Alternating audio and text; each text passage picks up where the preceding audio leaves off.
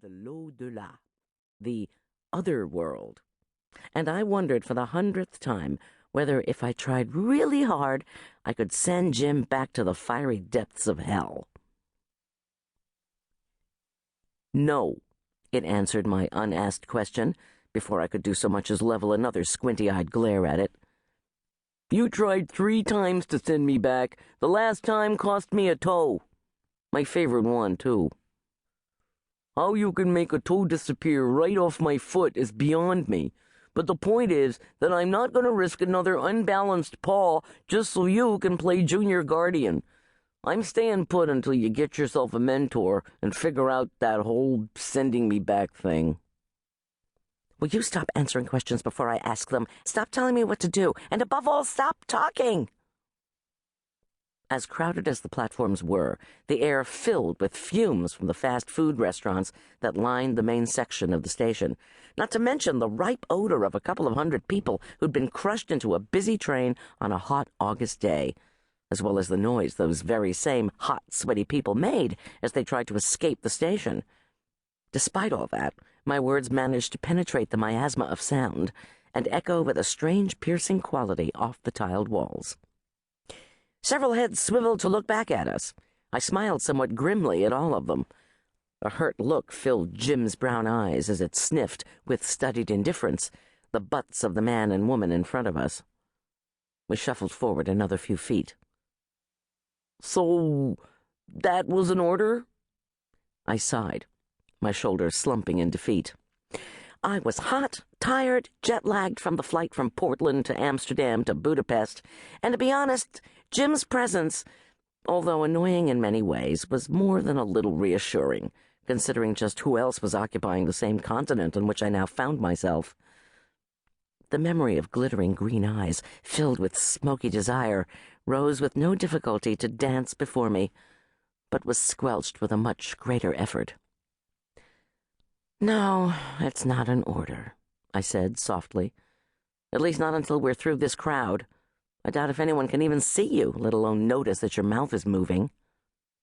I told you to get me that ventriloquist tape I saw on TV. The mass of humanity rippled forward, then halted again. I stood on my tiptoes and peered around the big sun hat of the woman in front of me and caught sight of what was holding us up.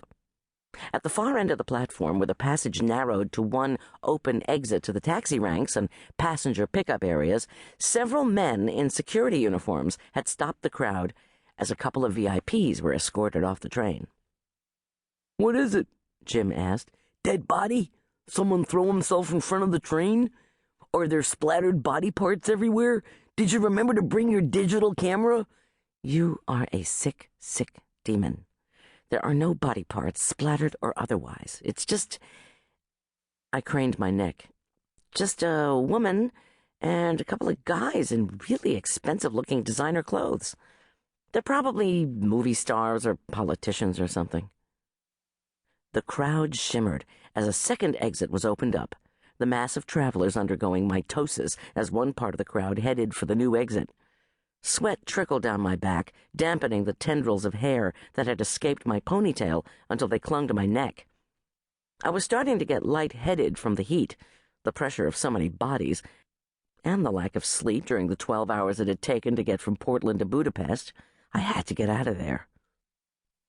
Come on, I think I see a break. I pushed Jim toward the slight opening next to a couple of kids decked out in goth gear who were sucking the tongues out of each other's head. Jerking the suitcase behind me, apologizing under my breath as I jostled elbows, backs, and sides and squished forward. Why I thought coming here was such a good idea is beyond me. Makes sense to me, Jim answered a bit distractedly as it smelled people, luggage, and the litter on the ground with the same unbiased interest. The crowd thinned dramatically as people scattered once they made it past the bottleneck of the exit. You need training. Budapest is where it's happening. Hey, when are we gonna eat? I could have had a nice vacation in the Bahamas, but oh no, I had to come... My feet stopped moving. They simply stopped moving as my eyes bugged out of my head, my heart ceased beating, and my brain, usually a reliable and trustworthy